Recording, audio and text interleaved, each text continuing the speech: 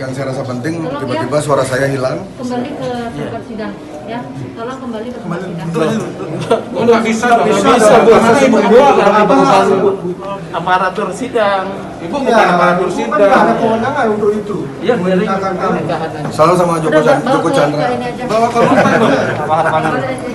Ya tadi kan sudah diikuti ya. Intinya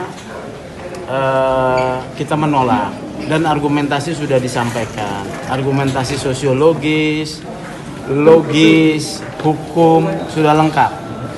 Argumentasi yang logis tadi disampaikan soal protokol COVID. Itu tanggung jawab negara untuk kemudian menetapkan protokol COVID yang ketat untuk persidangan offline, ya itu satu. Tadi secara kemudian sangat logis dijelaskan oleh Beli Gendo ya. Kalau karena persidangan itu COVID, siapa yang bisa menjamin bahwa yang ada datang itu tidak COVID? Makanya tugasnya adalah negara itu menghadirkan keadilan supaya keadilan itu tidak tercederai dengan menetapkan apa? Protokol ketat COVID, bukan menghilangkan hak keseimbangan dalam peradilan. Kita tadi udah cek tuh. Hakim melihat dokumen saja nggak kelihatan. Bagaimana nanti kami memeriksa dokumen atau keterangan saksi, ya, secara langsung. Kadang-kadang putus-putus. Ini prinsip keadilan dan keseimbangan di dalam persidangan. Kalau negara menetapkan sebagai proses ini harus diproses hukum, kita taat. Tapi hal sesuatu yang tidak mencederai kami menolak. Ya. Jadi itu harapannya gimana jadinya? Harapannya kita persidangan lagi offline, ya. Kita akan lihat, kita akan evaluasi persidangan ini apa upaya kami ya untuk merespon situasi yang hari ini terjadi.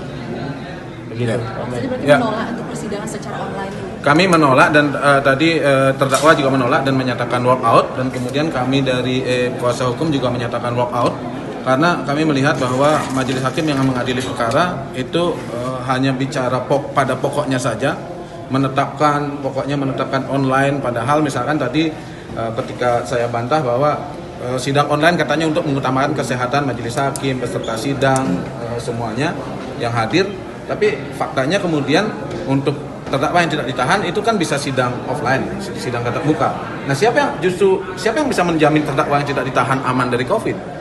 Bukankah lebih aman yang terdakwa yang ditahan ini yang dari COVID lebih aman karena dia sudah jering, sudah swab test negatif, dia bebas COVID.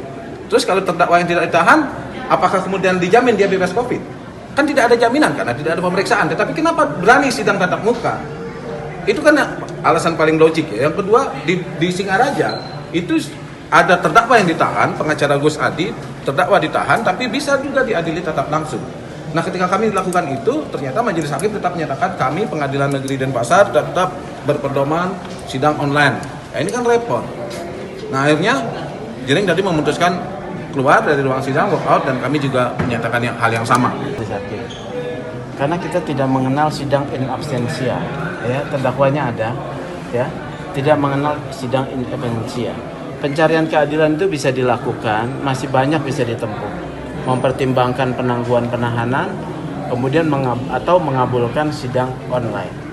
Bu Hakim ini offline. Bu Hakim mau melanjutkan ini pelanggaran atas peraturan perundang-undangan.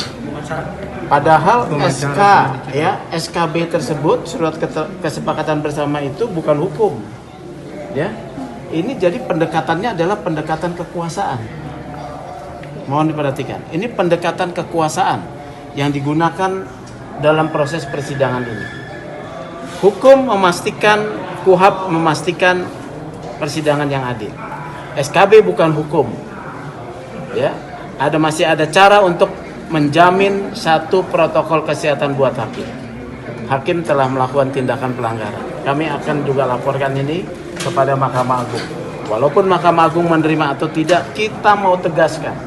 Jangan gunakan pendekatan arogansi dan kekuasaan dalam proses penegakan hukum dan keadilan. Kewenangan gunakan dengan adil. Terima kasih ya, itu aja ya. Cukup ya? Ya. Terima kasih ya semuanya. Baca berita selengkapnya di www.tribunbali.com. Baca juga koran Tribun Bali. Dan jangan lupa Follow, like, komen, dan share Facebook, Instagram, dan YouTube Tribun Bali.